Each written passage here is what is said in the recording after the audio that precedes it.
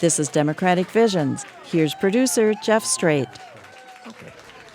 Welcome to Democratic Visions. With me is Howard Lieberman. You know him from Democratic Visions as well as various storytelling venues around the country. He's here tonight to deliver a commentary about the state of America with a Trump win or a Trump loss. It's all good news, isn't it? No, it's all bad news. All bad news. I worry about the future of our democracy. Well, on a higher note, we're going to be with Dean Phillips for the grand opening of his campaign, his re-election campaign office in Minnetonka. We're also going to go to Egypt with Ahmed Tharwat. And we also have a segment on climate change, the emergency we all face, but tend not to take that seriously. Because I'd never done any activism before. And so this idea of rebellion sounded a bit extreme. But I couldn't help but recognize. On top of that, a compelling PSA about sexual abuse. We all know what's been going on. We know. We know. We know. But right now, a piece on 3rd Congressional District Congressman Dean Phillips. A parking lot behind a car repair shop in Minnetonka sported more than a log fire.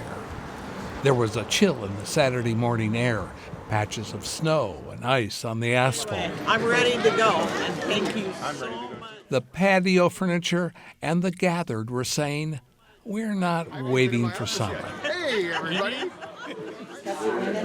This was the grand opening of Congressman Dean Phillips' 2020 campaign office. You want to show me around? A few hundred people waiting for you in there.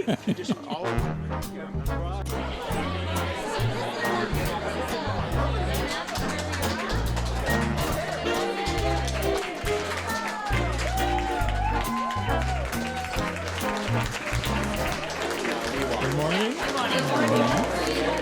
In 2018, Dean Phillips became the first Democrat to win Minnesota's 3rd Congressional District since 1961. He took 55.6% of the vote, and that's a landslide in these here parts. More than 700,000 people live in the 3rd CD. It curls around the west side of the Twin Cities from Coon Rapids to Bloomington in the south. It includes 36 towns and cities, lots of lakes and scenery, farms, major corporations, the Mall of America, and small town savvy and suburban garage logic. It's so cozy. Well, welcome, everybody. Are you all ready to get back to it? During his first year throughout the district, Dean held 13 public forums, hosted 17 mobile office meetups, made 71 visits to schools and businesses and chambers of commerce, and created veteran, youth, and immigration advisory councils. That's why a very happy crowd showed for the launch of the re-election campaign. I want to thank all of you. I want to thank my wonderful team. This is the first time I've stepped foot in here for like 6 weeks, so I didn't even know what to expect. And I think I kind of want to live here. And I probably will be. And I hope all of you will too. You know, the idea of this space is to redesign campaigns and redesign spaces and places and create welcoming places for people to gather and have conversations, no matter what your political perspectives are. Don't live here in 2020, though. What's that? Don't live here in 2020. Don't live here in 2020, okay. I promise. And I'm grateful to all of you. And each of, a campaign is not about one person. It's about, in this case, hundreds, if not thousands. And to see all of your faces, many of which made the first time possible, I'm grateful. And keep the faith. It's going to be a difficult year for all of us. But I think with handshakes and high fives and hugs and some smiles and a little bit of optimism, it's going to go a long, long ways. And as I look around this room, it can start with us, and it will, I believe. And we've got to show the rest of the country how we do it with grace and thoughtfulness and compassion and decency, and we will persevere. So I'm optimistic and I'm hopeful, and today is exactly what I needed to start the year. So Godspeed, everybody. Have fun. Come back often.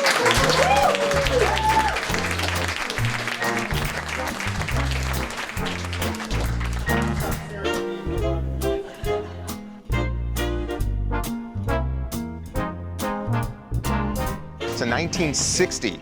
Will you hand me my phone? And I'll take a picture of you and I'll send it to your grandpa. Smiles. Okay. All right, I love it. Cake was cut, hugs were common, and people kept coming and coming. Dean was delighted to do an encore.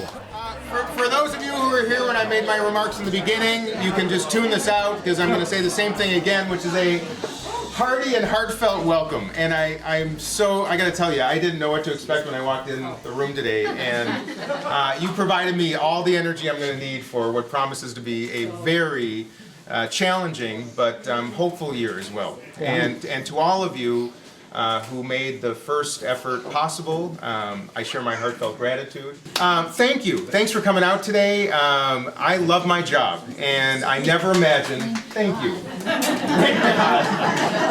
I never imagined at this stage of my life that I would be as hopeful and optimistic and inspired as I am right now. And I know that flies in the face of some reality, but that's why I did this. And I never imagined that in November of 2016, when I watched that election with my daughters, that I would now be in this position with all of you in a hopeful way. And that's what we need more of. And this is exactly what the country needs, is all of you with your smiles and your hugs and high fives and handshakes, reaching out to people and building bridges, not tearing them down, showing people how to disagree without being disagreeable, and most of all, just having a place to gather. You know, we need spaces and places for people to come together in a thoughtful manner and show the rest of the world, not just our country, but the rest of the world, what America really stands for. Nothing makes me more optimistic than all the young people that are part of this campaign that come visit me in Washington, talk about climate change and gun violence prevention, and are engaged and inspired and thoughtful. And I've been invited by young conservative clubs around the district and young Democratic clubs to come speak. And to see them collaborate and be thoughtful and respectful to one another shows me that we can learn lessons from young people as well. So to all of you, health and happiness in the new year, prosperity. We're going to have some ups and downs as a country and as a world, but keep your faith, and optimism is just as contagious as fear. So thank you all, and I am very humbled. The Dean Phillips campaign can be reached via its website and on Facebook.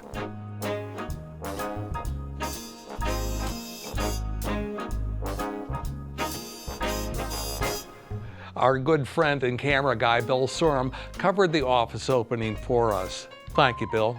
I also get to work with another good friend, Ahmed Tharwat. Achmed is a longtime community access TV producer and host of Beladen. He says it's a show with an accent for those without one. He's very clever that way. Ahmed also has a serious side. Here's part of that story.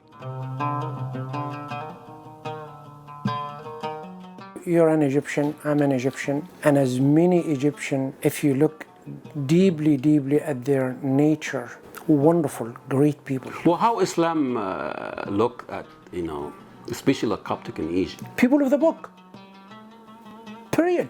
Dr. Hamdi El-Sawaf and Ahmed Tharwat command attention when they comment about the state of humanity. Both see hope for our often fractured world. Both have roots in Egypt. Our family also was an outsider, or not far. Mr. Tharwat hosts Beladan, a community access TV series, and he also writes for the Star Tribune's Opinion Exchange.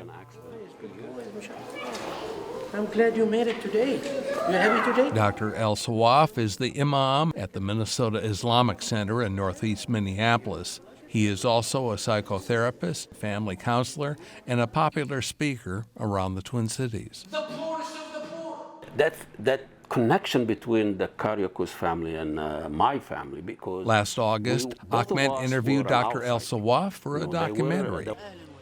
The Coptic grave is revisiting a provocative family decision made some 60 years ago in Meet Swede. That's their village in the Nile Delta.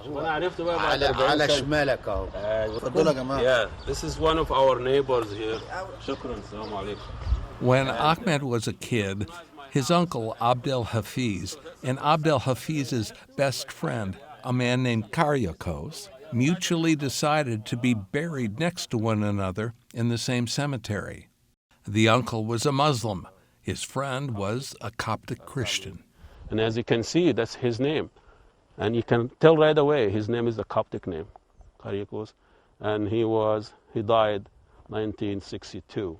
The Christian friend was interred in the same Muslim cemetery as Ahmed's family, a practice at odds with tradition. The only difference in this Coptic that the Coptic, when they die, they face the Holy Land, and the Muslim will face Mecca.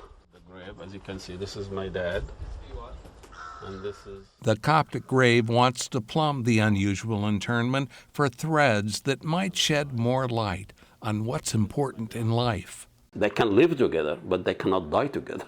That kind of a thing. There is a segregation. They can live together and die together, but maybe not to be buried together. Okay. Muslims do have their own Islamic cemetery to bury their dead people, and the Christian or Coptic in Egypt in particular, or almost I would say everywhere. Yeah. It's part of the traditions, part of the teaching. Well, how Islam look at, especially the Coptic in Egypt? People of the book. Period. These are the people of the book. And looking at us Muslims, Christian and Jewish people of the book, no matter what that book is now. I don't care whether it is revised or distorted, or it doesn't matter. That connection between the Kariakos family and my family, both of us were an outsider. They were not farmers. They weren't hunting and gathering. They go and hunt wolves and fox. Our family also was an outsider, or not farmers, who were running the school. So there was a connection and affinity between their family. And I just want to tell that story. I feel I owe it to this family to tell their story. And I'm very excited to go and talk and get the Christian version of the Coptic version of this, talk to the family for the first time. In November, Achmed did just that. He met and shared memories with Salwa Karyakos, the daughter of Karyakos the hunter, the Christian who rests in peace next to his Muslim friend.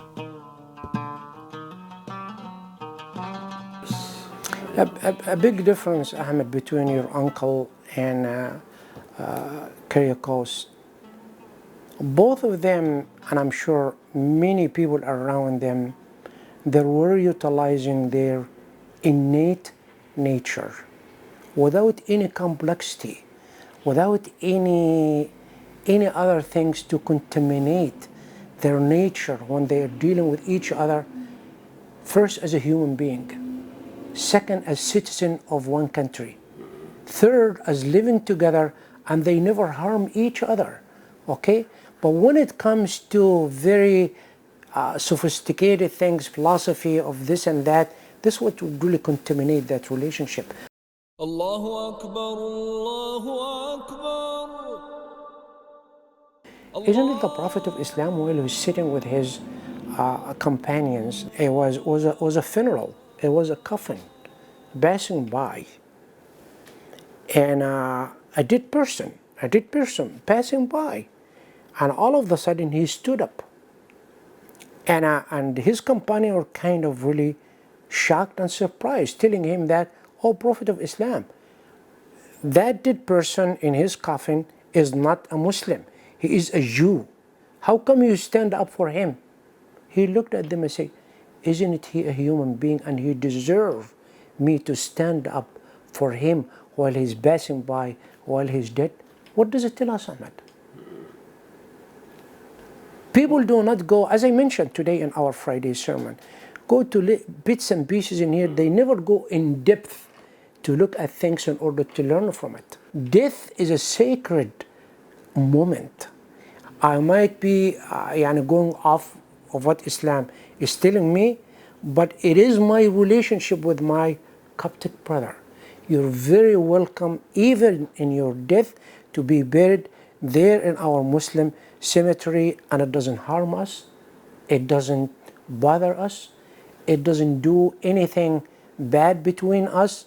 And there is a wonderful message in here, Ahmed. Look at us in the time and the moment of death. Let's capitalize in our moment and the time of our life. Living. Can't we learn something from this? This is a very powerful message, Ahmed. But this is wonderful and a great story to be shared with people. Look at us. Look how we relate to each other.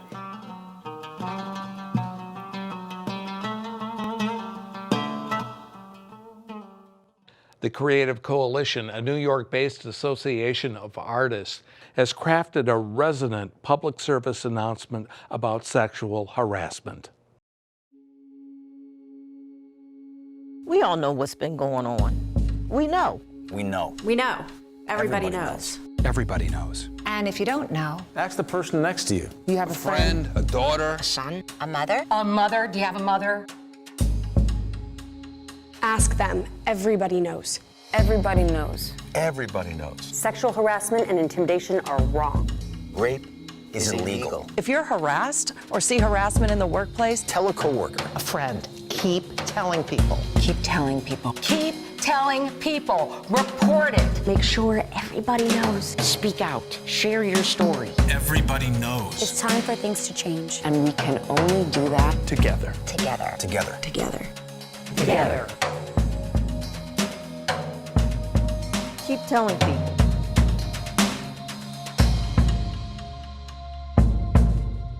Contact them. KeepTellingPeople.org and hashtag KeepTellingPeople. Now, here's Howard Lieberman with a comment on what's going to happen if Trump wins or if he loses. We have an election coming up in November of 2020. My concern is that in 2020, whether Donald Trump wins or loses, there will be a schism in this country that could turn violent. If Donald Trump wins the election, he will continue the inexorable march towards demagoguery. This man will be emboldened. He's not just some comedy routine. He is dragging our democracy into the dirt. And I kind of like democracy.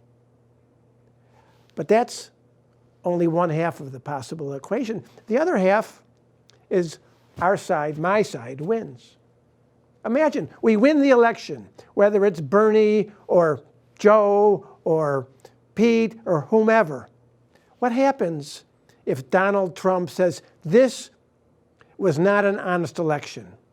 The election was stolen, and what do we do if he refuses to leave office? And if you don't believe that Donald Trump is capable of not leaving office, you're not paying attention. What happens then? Do we say, well, the military is not on his side? Do we know that? He is the commander-in-chief. Will the district police remove him?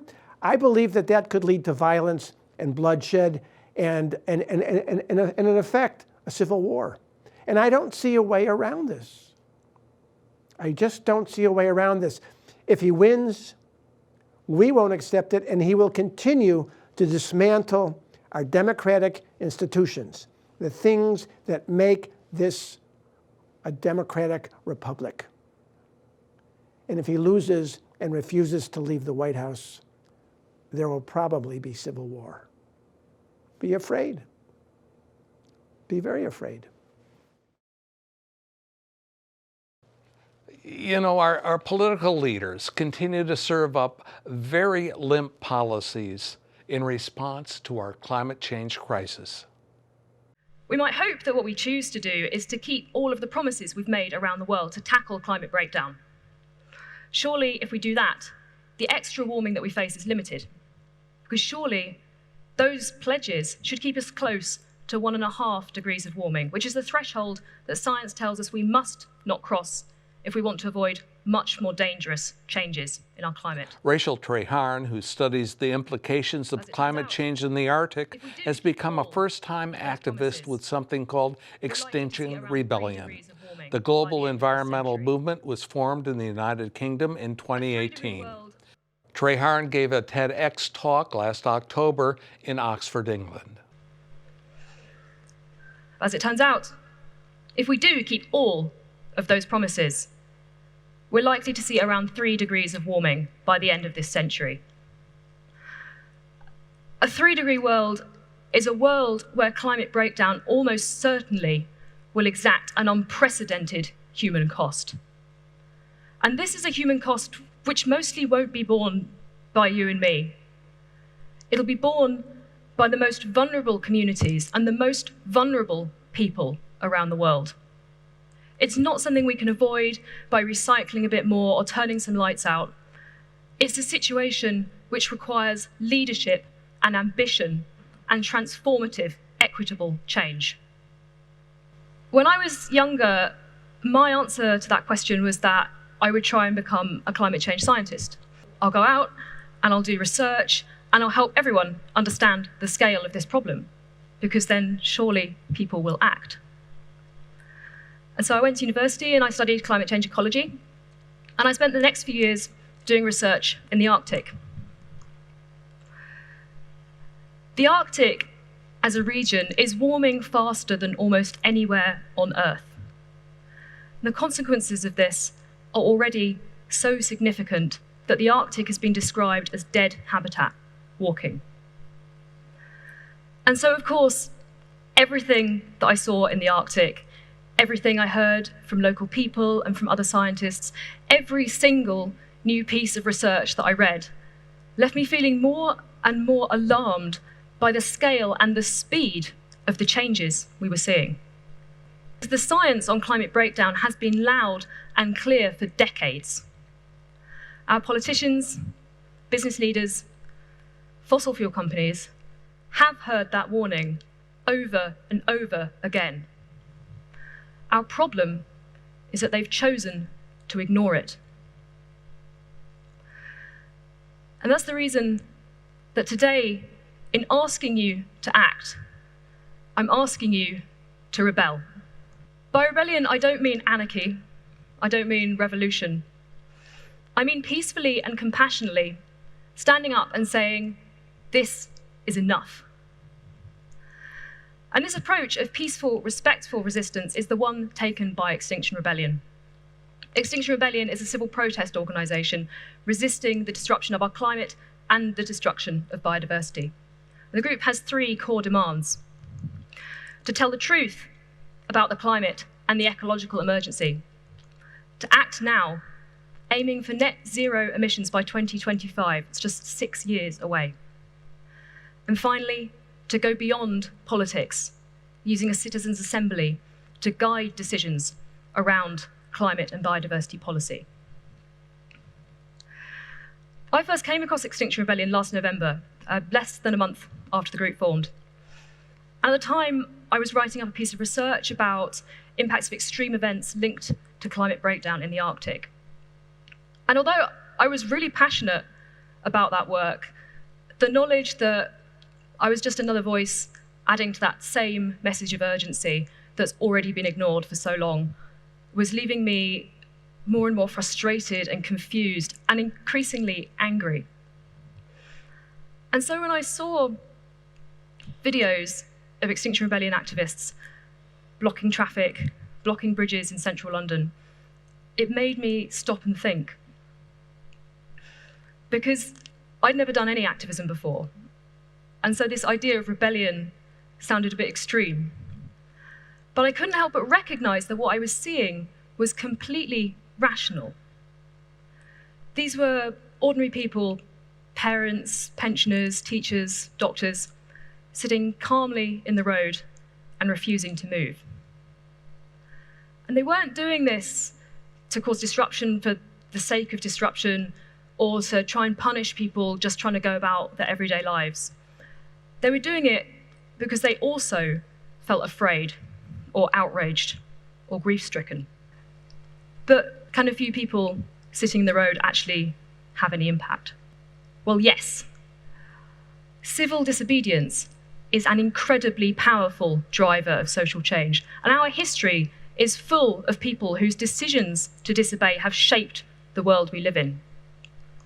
From the people of Sheffield and Manchester who began the Right to Roam movement with the mass trespass of Kinder Scout, through, of course, to people like Rosa Parks, whose historic refusal to give up her seat to a white man played such a pivotal role in the American civil rights movement.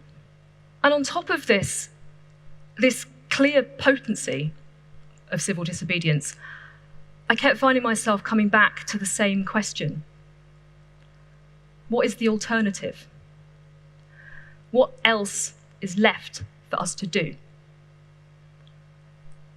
I don't have an answer to that question. And so in April, I joined a wonderful group of Oxford rebels travelling to London for the first international rebellion. For nearly 2 weeks, thousands of people closed 5 key areas of London to traffic. There was a pink boat emblazoned with "Tell the Truth" parked in Oxford Circus, and over 1,000 peaceful rebels were arrested. And of course, the rebellion did have an impact. Since April, everyone from local councils to UK Parliament has declared a climate emergency. But without action, those declarations ring hollow. Until we see that action, giving up just isn't an option.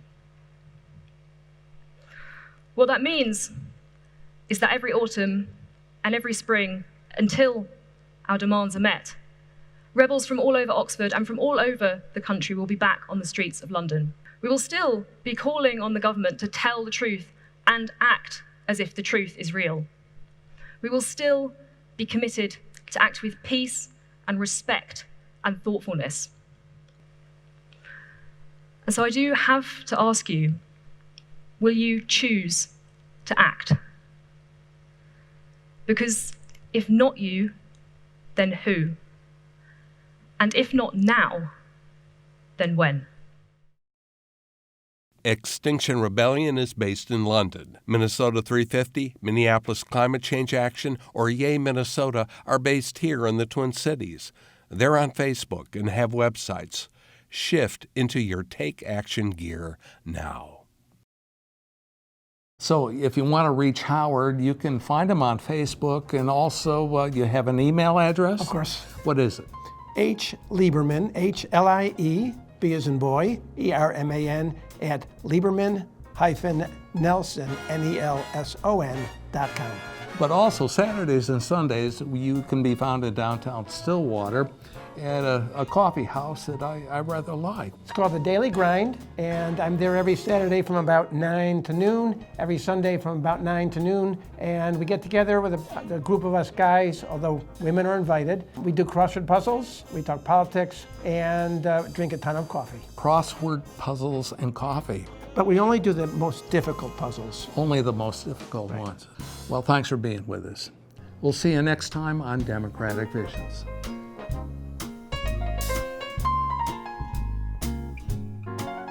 Democratic Visions is handcrafted by volunteers from Eden Prairie, Edina, Minnetonka, Hopkins, and Bloomington. Watch us on select community access channels and on YouTube. This is Carol Sundstrom.